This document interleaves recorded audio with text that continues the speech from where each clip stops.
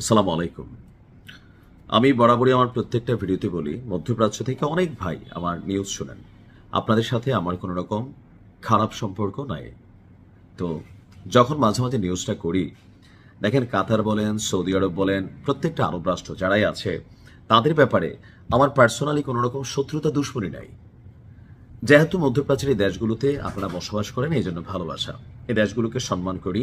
আর সৌদিতে আল্লাহ রাসূলের রওজা মোবারক আছে বা কাবা ঘর আছে, এই রাষ্ট্রটার প্রতি, এই দুইটা স্টেটের প্রতি ভালোবাসা আলাদা।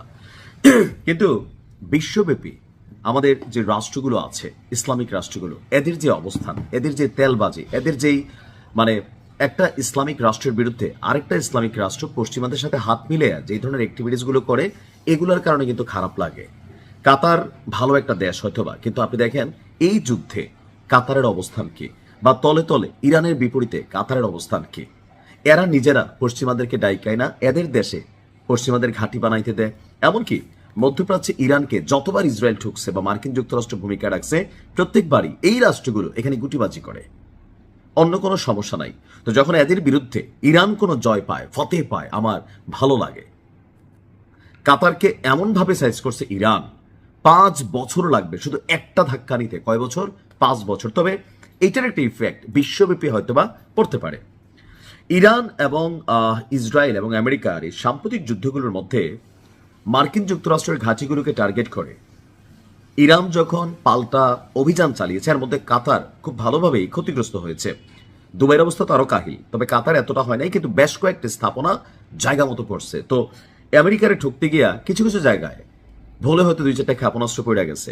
তো এর মধ্যে একটা হচ্ছে কাতারের তরলীকৃত প্রাকৃতিক গ্যাস, অর্থাৎ এলএনজি উৎপাদনের যে কারখানা বা যেই এরিয়া, সেখানে একটা মিসাইল পড়ছিল ইরানের। আর এতেই 17% কাতারের টোটাল এলএনজি উৎপাদনের 17% সক্ষমতা কমে গেছে, যা পুরোপুরি পুনরুদ্ধারে, অর্থাৎ কাতার যেই লেভেলে এলএনজি উৎপাদন করত বা ধরেন এটাকে রপ্তানি করত, তো সেই জায়গায় ফিরে যেতে 3 থেকে 5 বছর সময় লাগবে বলে জানিয়েছে কাতার এনার্জির প্রধান নির্বাহী যিনি আছেন সাদ আল কাবি।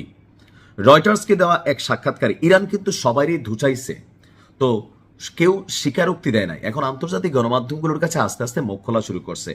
কাতার বলছে যে তাদের যেই স্থাপনাগুলো ক্ষতিগ্রস্ত হয়েছে, এর মধ্যে কোম্পানির বড় অংশের রপ্তানি সক্ষমতা কমিয়ে দিয়েছে। এমনকি তিনি এই ধরনের অভিযানে বিস্ময় প্রকাশ করে বলেন, আমি কখনো কল্পনাও করিনি যে রমজান মাসে একটি মুসলিম ভাতৃপ্রতিম দেশ কাতার এবং এই অঞ্চলের উপর ঝাঁপাই পড়বে। তো তোমরা কি করছো?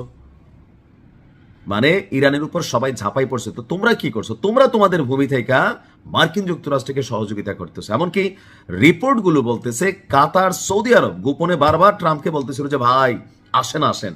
সৌদির যুবরাজের আরেকটা নিউজ দিচ্ছি, পরের নিউজে বুঝবেন। দেখেন, আমি শিয়া বুঝি না, আমি সুন্নি বুঝি না, আমি এত কিছু বুঝি না, আমি শুধু এতটুকু বুঝি ইরান একটা রাইজিং স্টার ছিল। পাকিস্তানের নিউজটা দেখছেন না? পরবর্তী টার্গেট কিন্তু পাকিস্তান। তা আপনারা যদি এইভাবে আলাদা আলাদা হাঁটেন, সাইজ করে ফেলবে। বলা হচ্ছে যে আল কাবির বক্তব্য, দুটি এলএনজি ট্রেনের কারণে কাতার এনার্জিকে ইতালি, বেলজিয়াম, দক্ষিণ কোরিয়া এবং চীনের সঙ্গে যে দীর্ঘমেয়াদী গ্যাস সরবরাহ চুক্তি ফোর্স মেজর ঘোষণা করা হতে পারে, যা দীর্ঘমেয়াদে বিঘ্ন সৃষ্টি করতে পারে। আর এখানে তাদের অনেক অর্থনৈতিক ক্ষতিগ্রস্ত হবে। অর্থাৎ ইরানের এক ধাক্কায় কাতার 5 বছর পিছিয়ে গেছে। আমরা বলি না যে এগুলাকে উৎসাহিত করি না, কিন্তু যখন ইরানের বিপরীতে এই ভূমিগুলো ব্যবহৃত হয়, তো ইরান তো ভাই পাল্টা জবাব দিবেই। চুপ থাকবে? আপনি থাকবেন? ফেসবুকে একটা ভিডিও আপনার বিপরীতে গেলে তো 5টা গালি দেন, আর ইরানের হাতে মেশিন আছে, মারবেই। তবে আমরা মনে করি কাতার যদি ভালো হয়ে যায়, ইরানের উচিত কাতারকে ছেড়ে দেওয়া। ভালো থাকুন। আসসালামু আলাইকুম।